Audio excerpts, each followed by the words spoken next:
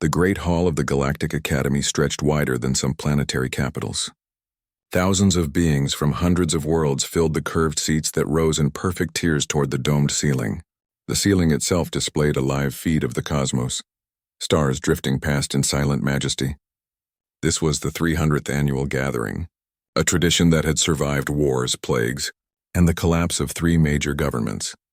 Dr. Vexinar stood at the central podium, his forearms gesturing with practiced precision. His skin shifted through shades of purple, a sign of excitement among his people. Behind him, a massive holographic display showed a blue and green planet, though closer inspection revealed browns and grays where vibrant colors should have been.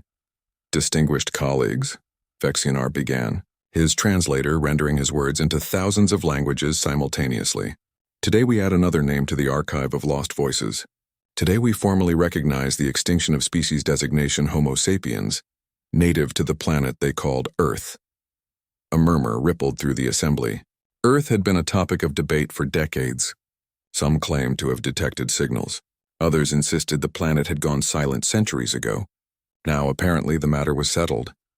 Vexinar had spent 12 years on this research. He had personally led 3 expeditions to the Sol system, though none had ventured close to Earth itself.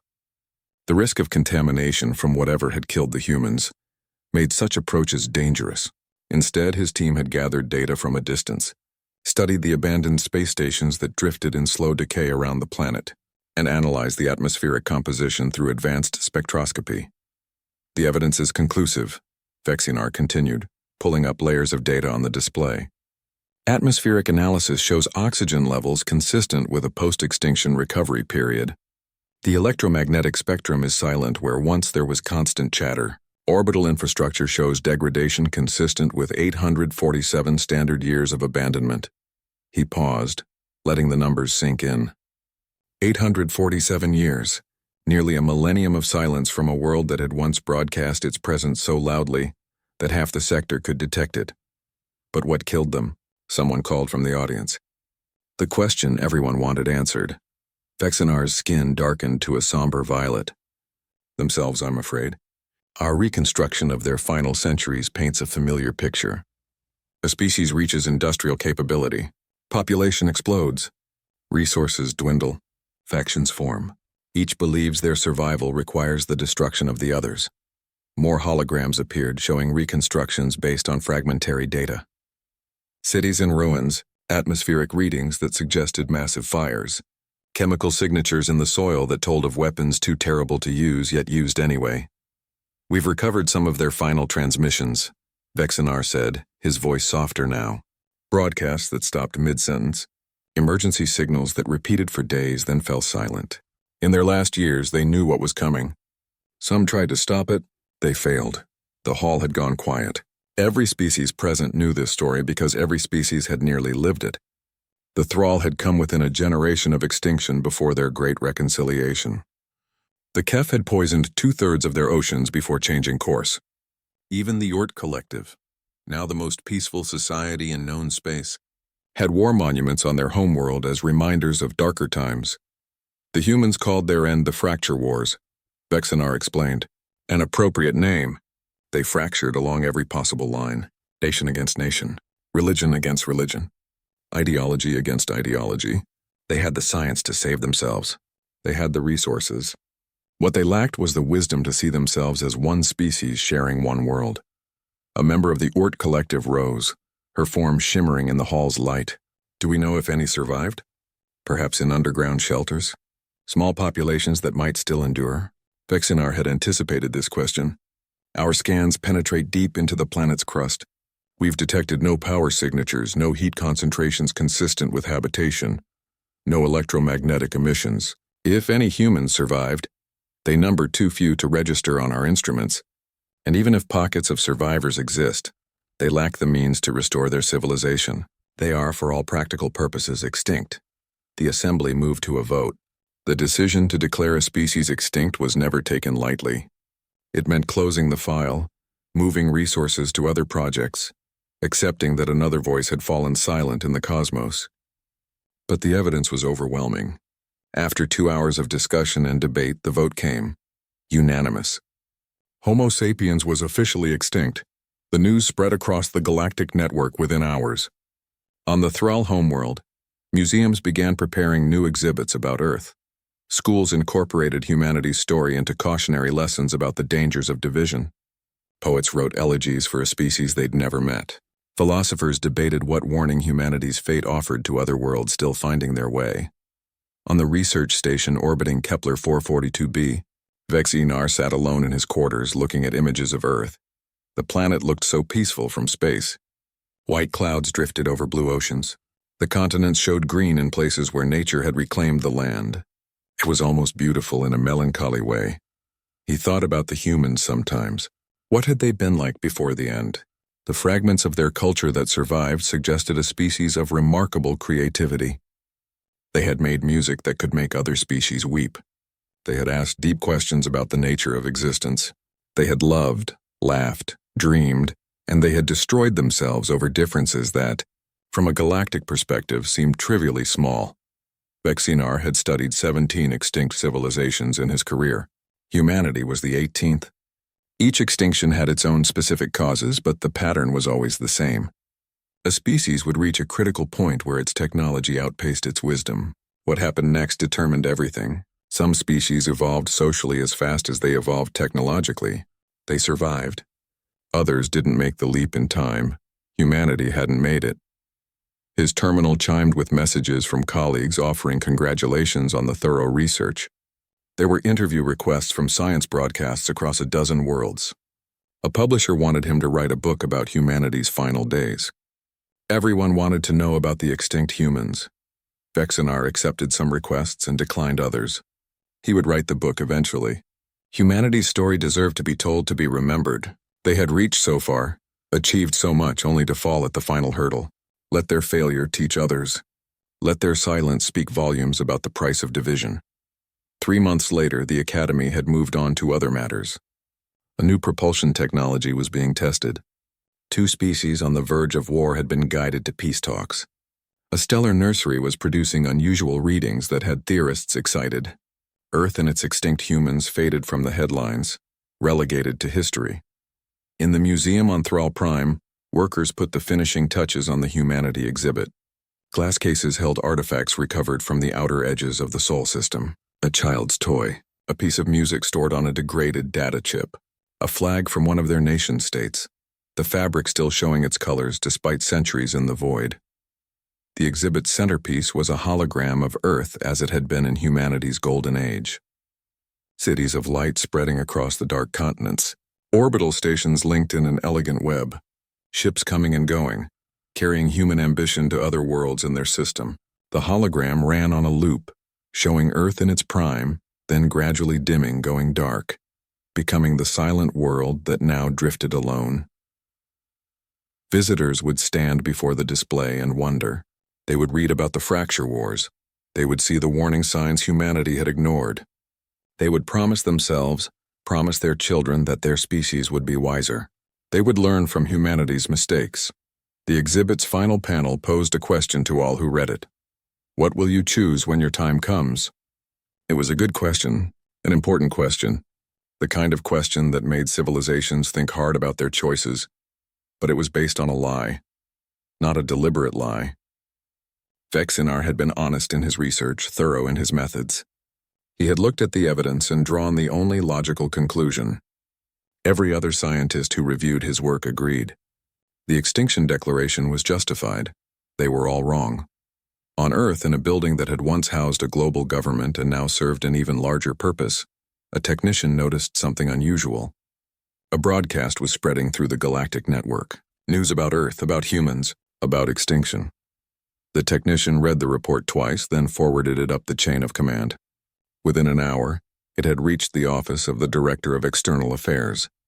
Within 2 hours, an emergency meeting was called. Within 3 hours, a decision was made. The message was composed carefully. It had to strike the right tone. Not angry, not defensive, just clear. Heard you were talking about us, the message read. Still here? Care to visit? A technician sent the message toward the coordinates listed for the Galactic Academy. It would take weeks to arrive, but it would arrive. On Earth, people went about their lives unaware that the galaxy had declared them extinct. unaware that their quiet centuries had been.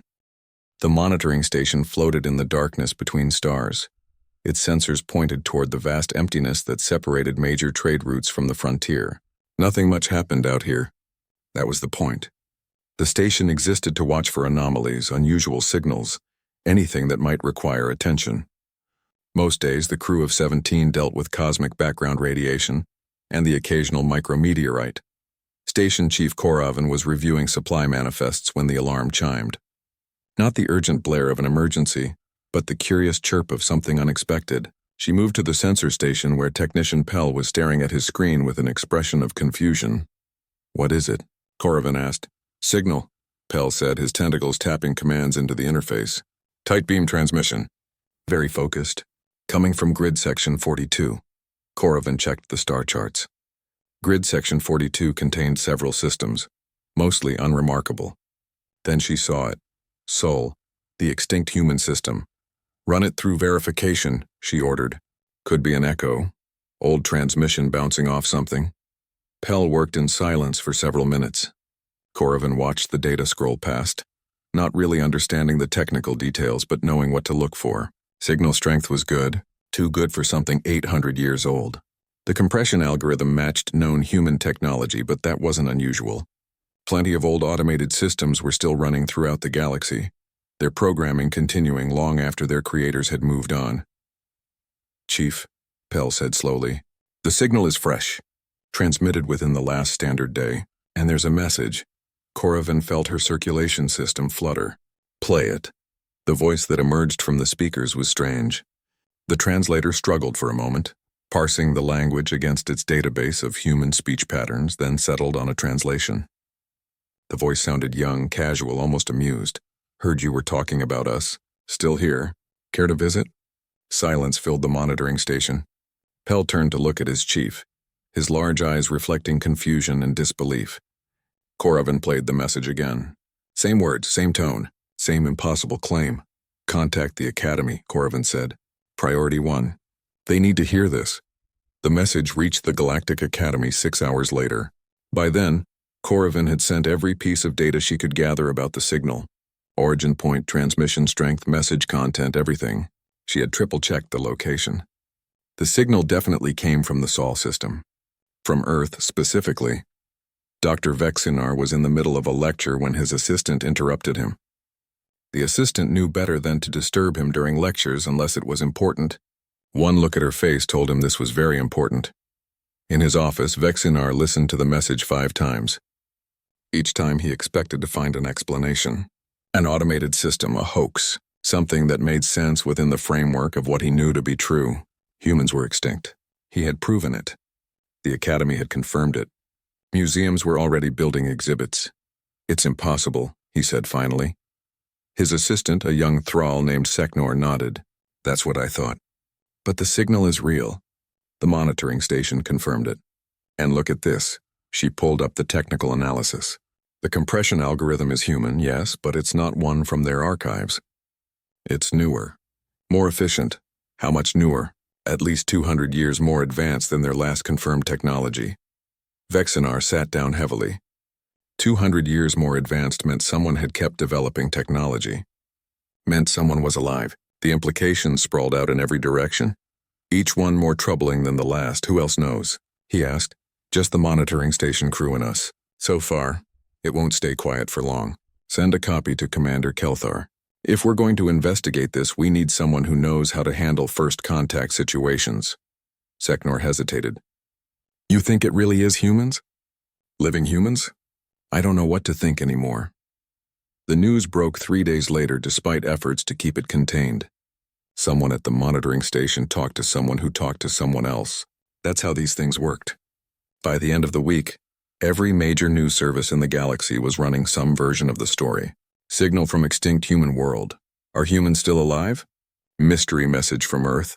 The Galactic Academy found itself in an uncomfortable position. They had declared humans extinct just 3 months ago. Now there was evidence suggesting otherwise. Some called for an immediate retraction of the extinction declaration. Others urged caution, pointing out that one signal didn't prove anything. It could still be automated, could still be a hoax. The debate raged in scientific circles and news broadcasts. On the Thrall homeworld, the museum hastily removed its humanity exhibit, placing it in storage until the matter was resolved. Publishers who had commissioned books about humanity's extinction contacted their authors, asking them to hold off on writing. The teacher, who had just updated her curriculum to include humanity as a cautionary tale, wondered if she needed to rewrite everything. Commander Kelthar received the assignment with mixed feelings. He was honored, certainly. First contact situations were rare and significant. If there really were living humans, someone had to make contact properly. But he also knew this could be nothing. Could be a wild chase across the galaxy for an answer that didn't exist. His crew assembled over the course of 2 weeks. Dr. Linaseth, a xenobiologist with experience in surprising ecosystems. Talamor, a linguist who had studied dead human languages as a hobby. Security Chief Vorn, who insisted on bringing enough firepower to handle any situation. And Nav, a pilot so skilled she could thread a needle at light speed, or so the stories claimed. The research vessel Luminous Endeavor was prepared for a long journey. Supplies were loaded. Scientific equipment was calibrated. Protocols were reviewed. Kelthar held a briefing the night before departure. "We don't know what we're going to find," he told his crew. "Maybe living humans.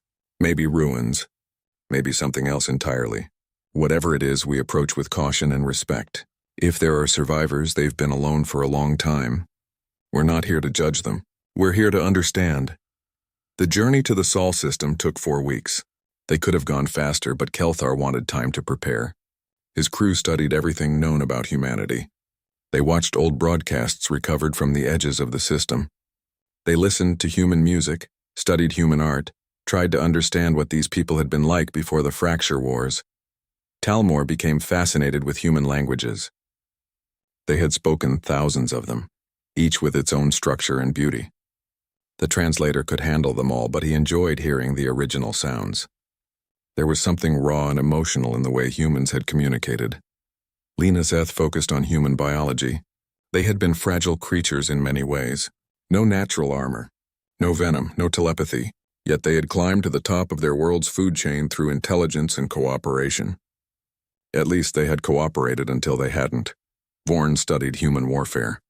It disturbed him how creative they had been in finding ways to kill each other. Nuclear weapons, biological agents, chemical attacks. For a species with such capacity for beauty, they had matched it with capacity for horror. As they approached the Sol system, Kelthar ordered weapons powered down and shields configured to show they meant no harm. If humans were alive, he didn't want the first thing they saw to be a warship bearing down on them. They passed the outer planets, those giant worlds of gas and ice. They passed the belt of asteroids. They passed the red planet humans had called Mars. And then Earth came into view. Kelthar had seen the images from Vexinar's research.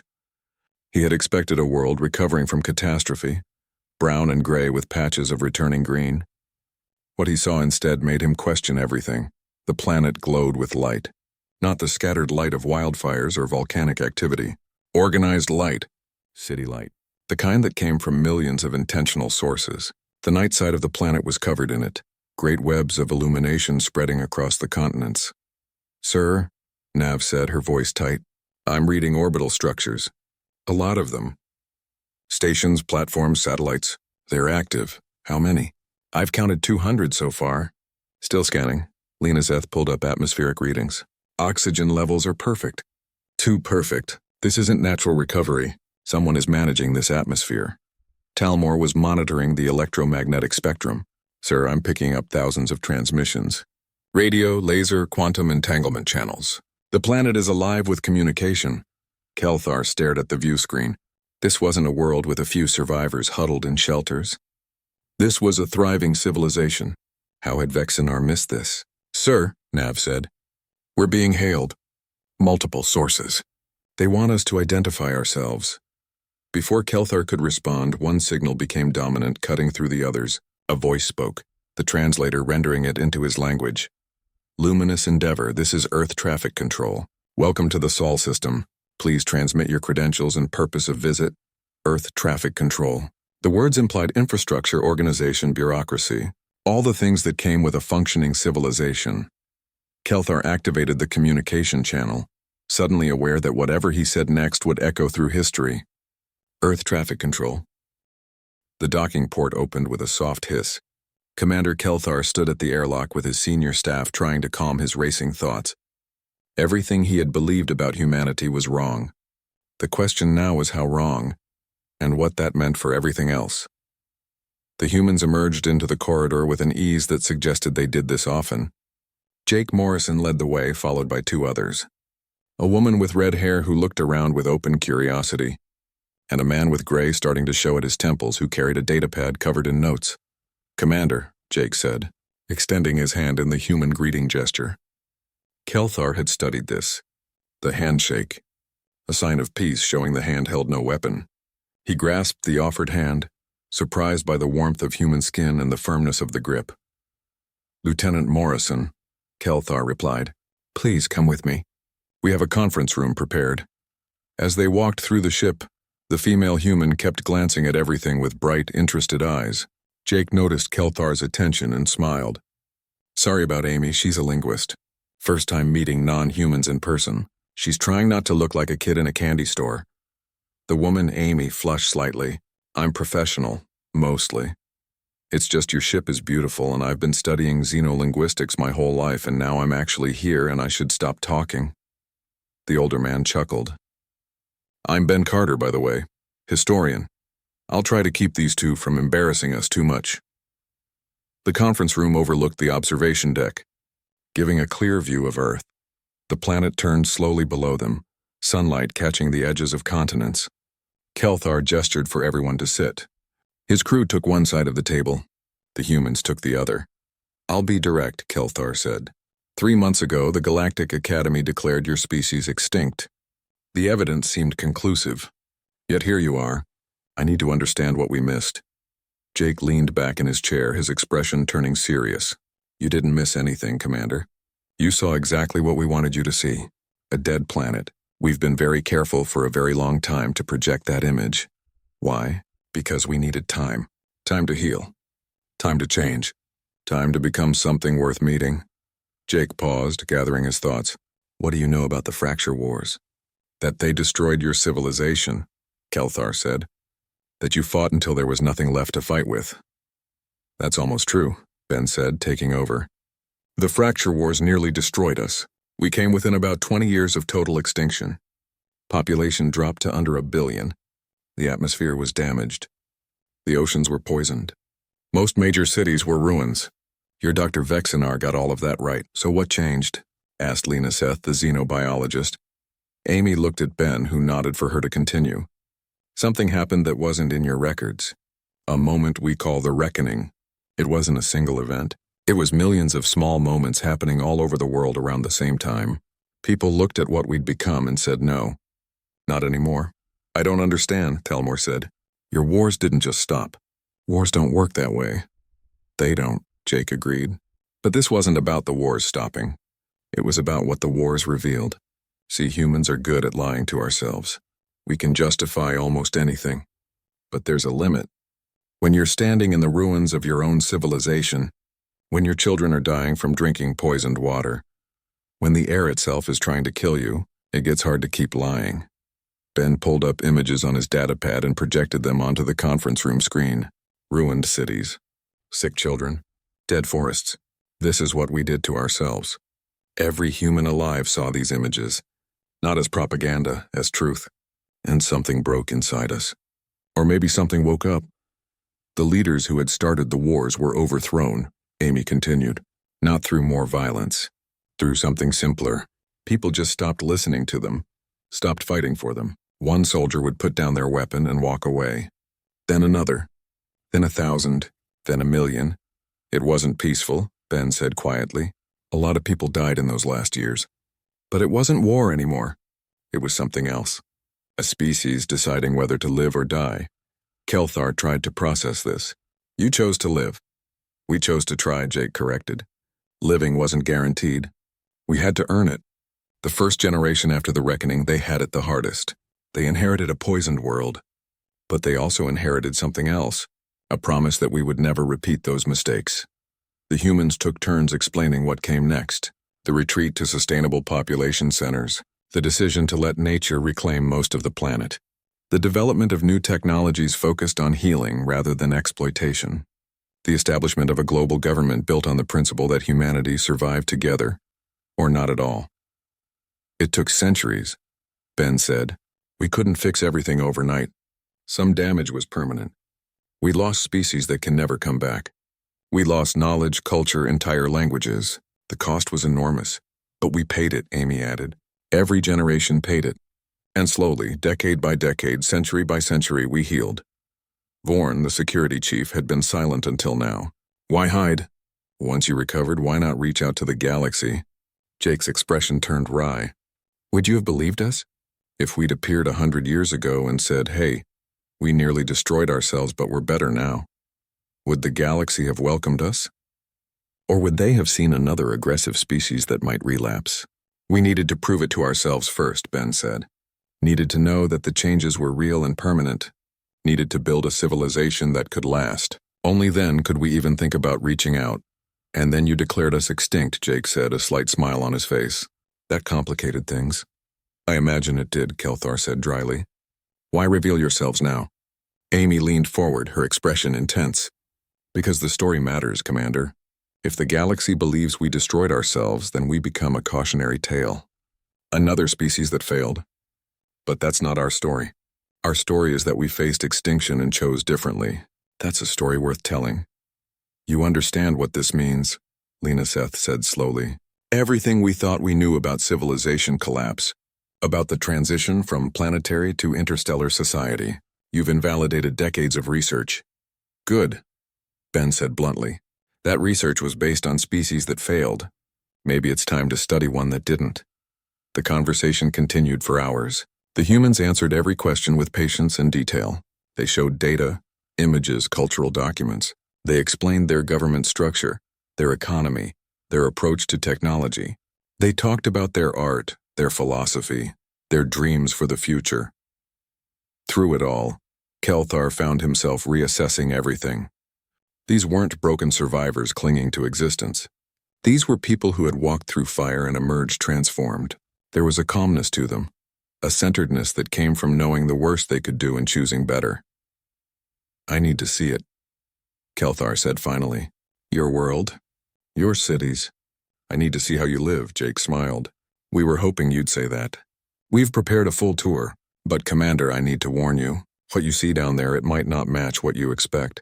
We're not trying to be like other species. We're trying to be the best version of ourselves. That might look strange to you. I think everything about this situation is already strange, Kelthar said. What's a little more? Fair point, Jake laughed.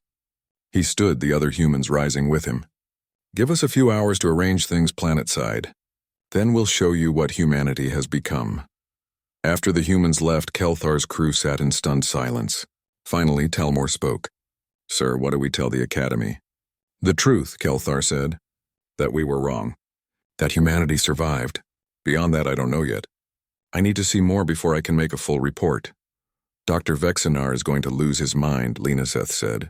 His entire career is built on that extinction declaration. Then he'll rebuild his career studying how they survived, Kelthar replied. Science is about finding truth, not protecting egos. If humanity can survive their mistakes, surely we can survive ours. Vorn shook his head. I fought in 3 wars, sir. I've seen species at their worst. And I'm telling you, those humans down there, there's something different about them. Like they've been tested in ways we can't imagine. They have been, Kelthar said, looking at Earth turning below them. They've been tested by themselves, and somehow they passed. Nav, who had been quiet throughout the meeting, spoke up. Sir, I've been monitoring their communications traffic. The coordination is incredible. Millions of conversations, all organized, all purposeful. Whatever they built down there, it works. That's what concerns me, Vorn said. What if they're too good at it? What if this is just a better mask over the same aggressive tendencies? Then we'll learn that, Kelthar said. But give them a chance, Vorn. They've earned that much. Hours later, Jake contacted the ship. Commander, we're ready for you. Landing coordinates are being transmitted to your pilot. Fair warning. You're going to cause quite a stir down here. Most people have never seen non-humans in person. Try not to let the staring bother you. The shuttle descended through Earth's atmosphere. Kelthar watched the planet grow larger, details emerging from the blue and green. He saw cities, but not the sprawling scars he expected. The vehicle glided silently through streets that shouldn't exist. Kelthar pressed closer to the window, trying to take in everything at once. The city rose around them in layers of green and silver, buildings covered in living plants that seemed part of the structure itself. Humans moved along the streets, some walking, others on bicycles or small electric vehicles. Everything felt calm, organized, but not rigid. People smiled. They talked to each other. They looked content. "This is Geneva," Jake explained from the front seat. "It was almost completely destroyed during the Fracture Wars. What you see now was built over the course of 400 years. We kept some of the old architecture where we could. Those ruins there, we left them standing as reminders." The ruins Jake indicated were clearly ancient, their broken walls incorporated into a memorial park. Children played nearby while adults sat on benches, reading or talking. The juxtaposition was striking. Death and life, destruction and growth existing side by side. Amy turned around from her seat. "Every city has spaces like this. We call them remembrance sites, places where we don't hide from what we did. Kids grow up playing in the shadows of our mistakes." "That seems harsh," Lenaseth said, "to burden children with such history." "We don't see it as a burden," Ben replied.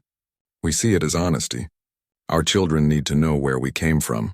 They need to understand that the peace they enjoy was bought with terrible sacrifice. Otherwise, it's just an abstract concept. This way, it's real." The vehicle stopped at a building that seemed to grow out of the earth itself. Inside, the walls were lined with screens and displays. This was the Global Coordination Center, Jake explained. Not a government in the old sense, but a place where representatives from every region met to discuss challenges and share solutions. "How does it work?" Kelthar asked, watching humans move through the space with quiet efficiency.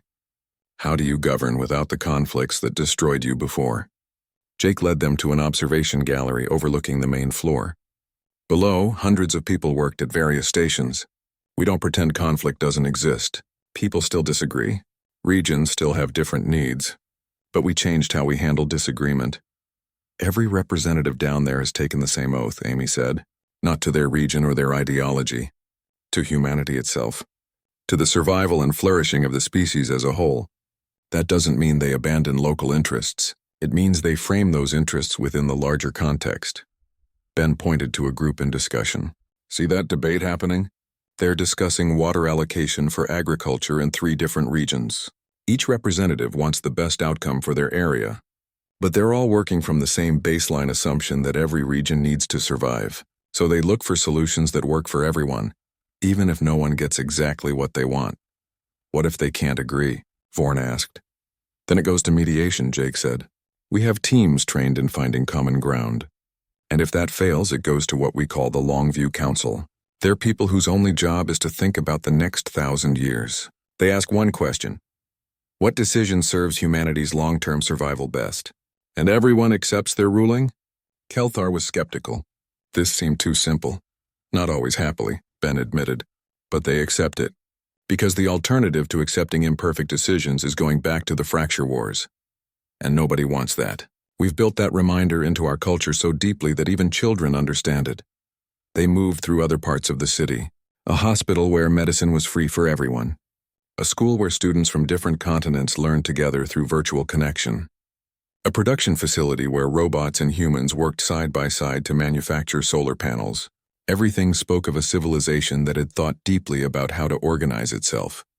In a residential area, they stopped at a common dining space. Humans of all ages gathered there, sharing food and conversation. Jake got permission from a family to approach their table. A woman named Lisa greeted them warmly, her young son hiding behind her legs while staring at the aliens with wide eyes. "We heard you were coming," Lisa said. "It's amazing. We never thought we'd meet people from other worlds in our lifetime." "What do you do?" Lenaseth asked, her translator handling the exchange. "I'm a restoration ecologist," Lisa replied. "I work in the Amazon Renewal Zone. We're bringing back species that were lost during the collapse. It's slow work, but seeing the forest come back to life, it's worth it." Her son, gaining confidence, stepped forward. "Are you really from space?" Kelthar knelt down to the child's level. "I am. My home is very far from here." Is it nice? It is. Different from Earth, but nice in its own way. My teacher says humans can go to space now too, the boy said. When I grow up, maybe I can visit your home. Maybe you can, Kelthar said softly. He stood looking at Lisa. Your son is fortunate. To grow up in a world like this? Lisa's expression grew serious. He is, but I make sure he knows how fortunate. My grandmother fought in the last war. She spent the rest of her life planting trees to make up for the destruction. I show my son pictures of what Earth looked like then. He needs to understand that this world isn't default. It's a choice we make every day. They left the city and traveled to what Jake called a renewal zone. The change was dramatic. Where the city had been compact and organized, the renewal zone was vast and wild. Forests stretched to the horizon, broken only by occasional monitoring stations and the paths of researchers. 80% of Earth's landmass is now renewal zones, Amy explained as they walked along a trail. We live in the other 20%. Dense, efficient cities connected by high-speed transport. The rest we've returned to nature. Your population can't be large, Talmor said. Not if you only use 20% of the land. We're at about 2 billion, Ben said. Stable population. We learned that infinite growth on a finite planet was one of our fatal mistakes. Now we maintain equilibrium. How do you maintain it? Lena Zeth asked. Population control is usually controversial. Education and opportunity, Amy replied. Turns out when people have good lives, access to education, and confidence their children will thrive, they naturally have fewer children. We don't force anything. We just create conditions where smaller families make sense. They reached a monitoring station where a team was tracking wildlife. A man named Dan Foster showed them the data. Hundreds of species. Their populations growing, territories expanding. This used to be farmland, Dan explained. Now it's home to animals that were nearly extinct. We guide the recovery, but mostly we just step back and let nature do what it does. How do you feed everyone with less farmland? Foran asked. Efficiency, Dan replied. Vertical farms in the cities. Precision agriculture where we do farm. Lab-grown proteins. We produce more food on less land than our ancestors did at our peak population, and we waste almost nothing. As the sun set, they returned to Geneva for what Jake called a cultural exchange. They gathered in an amphitheater where humans had prepared presentations about their art, music, and literature. Kelthar and his crew watched humans perform music on instruments both ancient and new. They saw holographic displays of paintings and sculptures. They listened to poetry in a dozen languages, the translator rendering the emotions even when exact meanings didn't transfer. A young woman named Kate Williams took the stage for the final presentation. She held a violin, an instrument Kelthar recognized from the archives. This violin is 300 years old, Kate said. It was made by a woman who survived the fracture wars. She made instruments because she said the world needed beauty to heal. I play her violin to honor that choice. What followed was music unlike anything Kelthar had heard. It was sad and hopeful, mourning and celebrating, an emotional journey that needed no translation. When Kate finished, silence filled the amphitheater.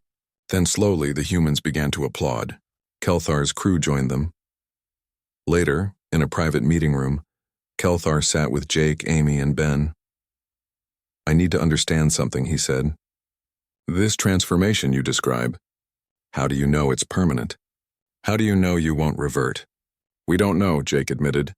Not with certainty, but we've had 800 years without major conflict. 800 years of consistent choice. At some point, the pattern becomes the reality. Every generation is taught the full history, Amy added. Not sanitized, not simplified. They learn about the beauty and the horror. They learn that humans are capable of both, and then they're asked to choose which capability they'll express. Ben pulled up a document on his datapad. This is our founding principle. Every human learns it. We are the children of those who nearly destroyed everything. We choose to be the ancestors of those who built something lasting. This choice is not made once. It is made every day in every action by every person. That's a heavy weight, Leneth said. It is, Ben agreed. But it's also freedom. We're not doomed by our nature. We're defined by our choices. And for 8 centuries, we've chosen well. Kelthar looked out the window at Geneva glowing in the darkness. The Academy is going to have questions. A lot of questions. We'll answer them, Jake said. All of them. We're not hiding anymore. But Commander, when you report back, tell them this. We're not perfect. We... Dr. Vexinar stood at the airlock of his transport ship, trying to calm the emotions swirling through him.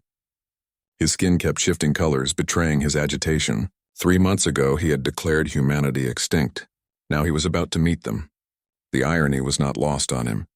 Commander Kelthar's report had been thorough and shocking. A thriving human civilization, advanced technology, global coordination. Everything Vexinar's research had missed. The Academy had called an emergency session. Some demanded Vexinar be stripped of his credentials. Others argued he had followed proper procedure with the data available. The debate had been fierce. In the end, the Academy decided to send a full delegation to Earth, and they insisted Vexinar lead it. "Your mistake," the Chancellor had said. "Your chance to correct it." Now, 3 weeks later, here he was. Earth hung in the viewport, beautiful and alive. The planet mocked him with its vitality. The airlock opened. A human woman stood waiting, tall and confident. Her dark hair was pulled back in a practical style, and her eyes assessed him with an intelligence that made him uncomfortable. "Dr. Vexinar," she said, extending her hand. "I'm Katie Williams, Earth's Galactic Liaison Officer. Welcome to Earth. I've read your research. It was quite thorough, given what you had to work with." He took her hand, surprised by the absence of accusation in her tone. "Thank you for receiving us despite my errors." "You made conclusions based on available evidence," Katie said as she led him and his team through the station. "We were hiding. You found what we wanted you to find. The fault is as much ours as yours."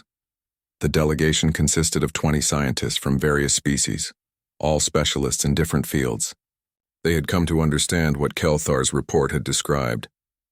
To see if humanity really had achieved the impossible, Katie had organized a comprehensive tour. Over the next 2 weeks, she would take them across Earth, showing them how humans lived now. But first, she brought them to the archives. The building seemed to grow from a hillside outside Geneva. Inside, the walls were lined with storage systems holding every scrap of human history. Katie walked them through halls dedicated to different eras. The delegation saw human achievement, art, science, exploration. They also saw human failure, wars, oppression, destruction. "We keep everything," Katie explained. "The good and the bad. We have historians whose only job is to preserve truth. Every atrocity, every triumph, every mundane detail of daily life. Future generations need to see all of it." She stopped at a display about the fracture wars. Images showed cities burning, refugees fleeing, children starving. Vexinar had seen some of these images in his research. He had used them as evidence of extinction. "This is what we did to ourselves," Katie said quietly. "We don't hide from it.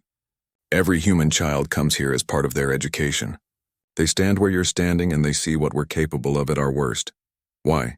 asked one of the delegates, a Kef scientist named Morith. "Why burden your children with such horror?" "Because if they don't know what we did, they might do it again," Katie replied. "History isn't just information. It's warning. It's responsibility." They moved through the exhibits showing the reckoning and its aftermath. Fewer images here, but more detailed accounts. Personal stories of people who had lived through the transition. A soldier who put down his weapon and became a farmer. A scientist who stopped making weapons and started cleaning water. A child who grew up in ruins and decided to become a teacher. The reckoning wasn't a single moment, Katie explained. It was millions of people making millions of small choices. Each one saying, "Not anymore." Together, those choices changed everything. Over the following days, Katie took them to the renewal zones. They flew over the Amazon, vast and green, recovering from centuries of damage. They visited the Sahara, where humans were carefully reintroducing species and managing water systems to help the desert bloom again. They saw the oceans cleaner than they'd been in 500 years, marine life returning to places that had been dead zones. In each location, they met humans working on restoration. Dan Foster, whom Kelthar had met, showed them the monitoring systems tracking wildlife recovery. A woman named Sarah Kim explained the water management systems that were slowly healing aquifers. A young man named Chris Lee demonstrated the coral restoration techniques bringing reefs back to life. "We think in generations now," Chris explained as they floated above an artificial reef structure. "This reef won't be fully mature for another 100 years. I'll never see it complete, but my grandchildren might." That's enough. The delegation visited the cities, compact and efficient, In Tokyo, they saw vertical farms producing food for millions. In Lagos, they toured solar collection systems powering the entire region. In Denver, they watched as automated systems recycled 98% of the city's waste. Katie made sure they met ordinary humans. Not just scientists and leaders, but teachers, artists, workers, families. A restaurant owner in Rome who explained how local food systems worked. A musician in Mumbai who played traditional instruments preserved from before the fracture wars. A construction worker in Seattle who showed them buildings designed to last 1,000 years, and we build for permanence now, the worker named Paul Gray explained. In the old days, we built fast and cheap. Things fell apart and we built again. Wasteful. Now we build once and build right. This building will be here long after I'm gone, long after my great-great-grandchildren are gone. That matters. The delegation attended a session of the Global Council. They watched as representatives from different regions debated agricultural policy. The discussion was intense with clear disagreements, but always respectful. When a vote was called, the losing side accepted the decision with grace. After the session, Katie introduced them to one of the representatives, a man named Alex Torres who represented the South American Federation. You lost that vote, Morith observed. Your region won't get the full water allocation you requested. True, Alex said. But the allocation we got is fair given global needs. And the decision includes provisions to help us develop better conservation systems. In 3 years, we'll need less water anyway. Sometimes losing is just winning slower. You're not angry? Morith pressed. About what? I made my case. Others made theirs. The council decided, that's how it works. Being angry won't change the decision and it won't help my region. Alex smiled. My grandmother used to say that anger is expensive. It costs energy better spent solving problems. She lived through the fracture wars. She knew what anger costs. They visited schools where human children learned alongside virtual students from other continents. The curriculum was demanding, covering science, arts, history, and ethics. In one classroom, a teacher named Linda Pierce was leading a discussion about resource allocation. The students, no more than 10 years old, debated the ethics of different approaches with sophistication that surprised the delegation. We start young, Linda explained afterward, teaching them to think critically, to consider multiple perspectives, to find solutions that work for everyone. These kids will be making decisions for humanity in 50 years. We need them ready. Vexinar had remained quiet through most of the tour, observing, taking notes. But in a research facility in Singapore, he finally spoke up. They were watching scientists work on atmospheric carbon sequestration.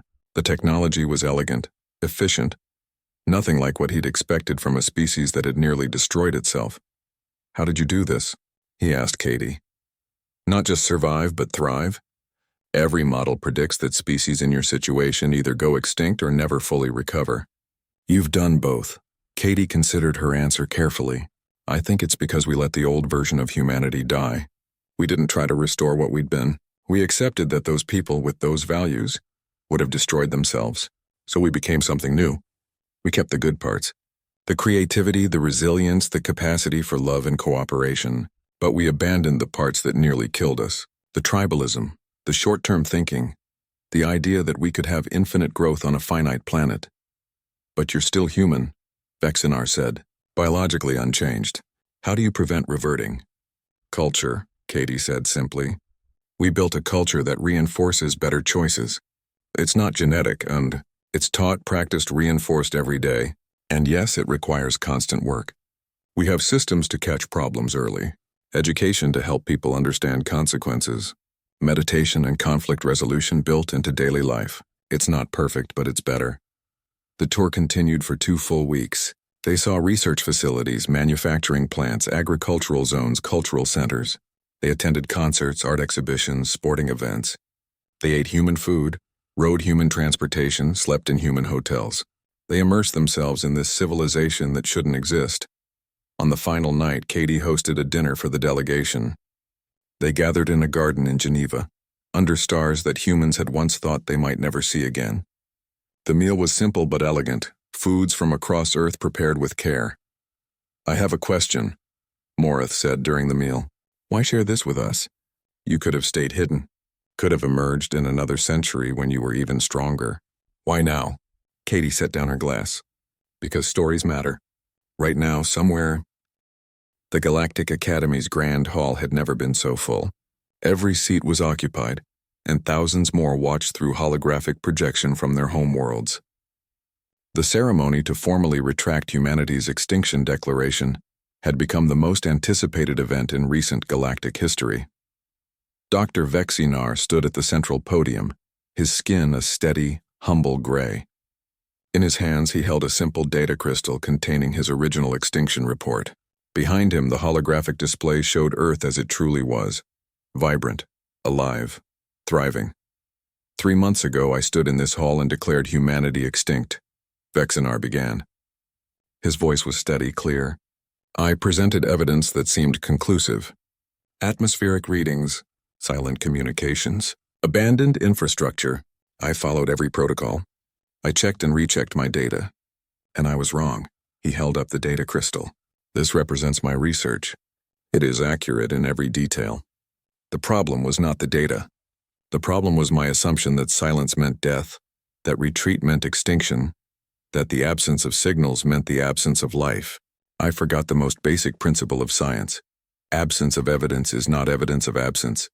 Vexinar placed the crystal on a pedestal beside him. The Galactic Academy formally retracts the Extinction Declaration for Homo sapiens of Earth. Not only did they survive, they transformed themselves into something remarkable. I have spent 2 weeks on Earth.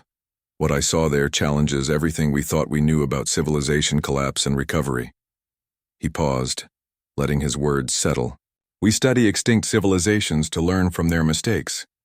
We catalog their failures to warn others. But perhaps we've been studying the wrong thing.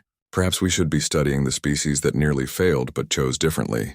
Humanity has that story. And it's a story every species in this hall needs to hear. The hall erupted in discussion. Some delegates nodded in agreement. Others looked skeptical. The Chancellor called for order, then invited the human delegation to the stage. Jake Morrison led the way, followed by Katie Williams and a dozen other humans representing different aspects of Earth civilization. They wore simple uniforms, dark blue with a silver emblem showing Earth surrounded by olive branches. The symbolism was clear. Peace, but rooted in remembrance of a specific planet. Katie stepped to the podium. On behalf of humanity, I accept the Academy's retraction. We appreciate Dr. Vexinar's honesty in admitting his error. But more than that, we appreciate his willingness to learn from it. That's what we hope to bring to the galactic community.